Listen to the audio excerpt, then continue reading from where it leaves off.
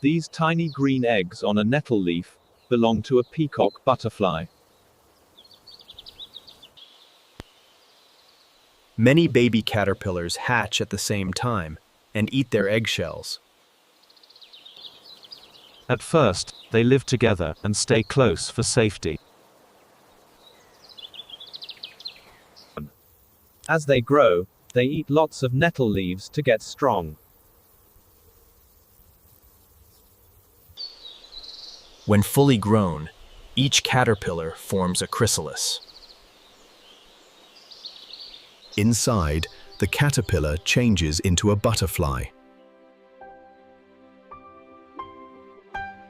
A butterfly with big eye spots emerges and gently opens its wings.